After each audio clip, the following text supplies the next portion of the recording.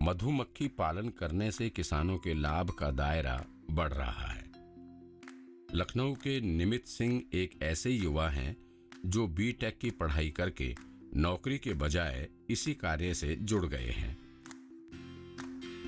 और एक सफल मधुमक्खी पालक हैं जो इस व्यवसाय को परंपरागत से आधुनिकता में ढालकर सामान्य मधुमक्खी पालन की तुलना में कई गुना आमदनी ले रहे हैं। जिनके पास आज के समय में 1200 मधु बक्से तो हैं ही, साथ ही वो मधुमक्खी पालन से जुड़े आधुनिक उपकरणों से सुसज्जित लैब भी चलाते हैं।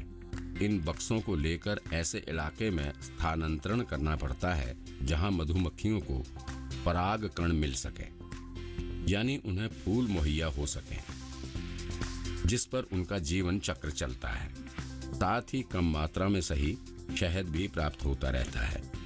खुद से जुड़े मधुमक्खी पालकों के लिए और खुद अपने शहद की अच्छी रिटेल मार्केटिंग के लिए निमित ने खुद शहद पैकिंग की आधुनिक यूनिट लगा रखी है और इस आधुनिक यूनिट में तैयार होते हैं शहद से जुड़े कई तरह के उत्पाद, जिसके लिए कई आधुनिक मशीनें लगा रखी हैं। जिसके शहद के बारे में एवं इन मशीनों और उनके काम के बारे में निमित सिंह एक एक करके बताएंगे।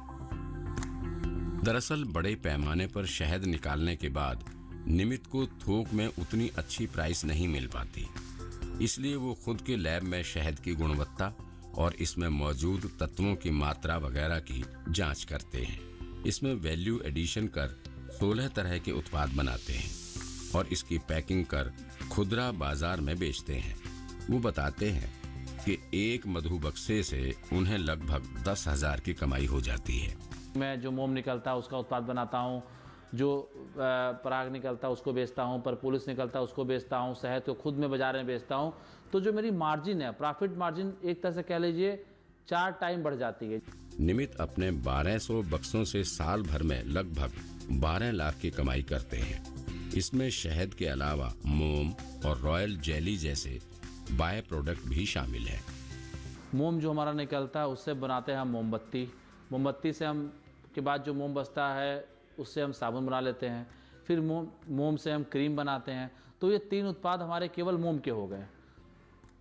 उसके बाद हमारा दूसरा बाय प्रोडक्ट निकलता है पोलन। पोलन को हमारे पास ड्रायर है हमारे लेबोरेटरी में, तो ड्रायर में हम पोलन को सुखा के उसका मॉइस्चर कंटेंट कम करके उसको बाजार में हाईली रिच प्रोटीन डाइट की तरह हम उसको बेच सकते हैं। इस आधुनिक लैब में पहले ड्रम में शहद को स्टोर किया जाता है, फिर सीमित मात्रा की पैकिंग के लिए मशीन है। वैसे ड्रम से सीधे भी बोतल भरी जा सकती है। फिर डब्बों की कैंपिंग के लिए स्क्रू पंच मशीन की मदद लेते हैं।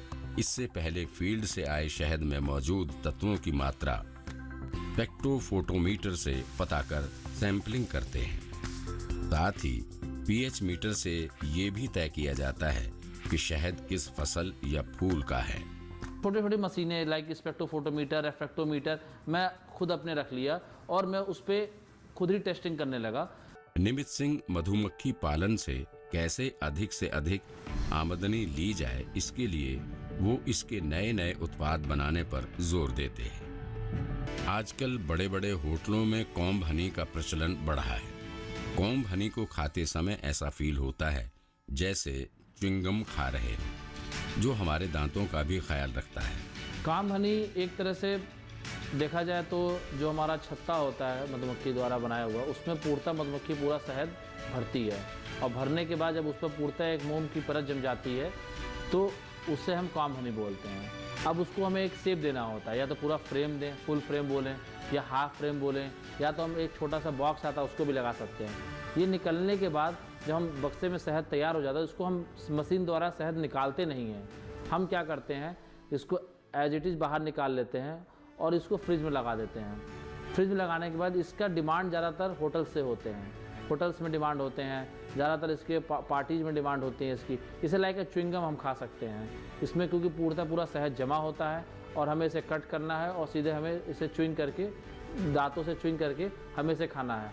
निमित सिंह जैसे प्रगतिशील मधुमक्खी पालक जो वक्त के साथ अपने व्यवसाय को ढालने में माहिर हैं, जो जानते हैं कि व्यवसाय में मुनाफा बढ़ाने के लिए कैसे आधुनिक तकनीक का इस्तेमाल करना चाहिए।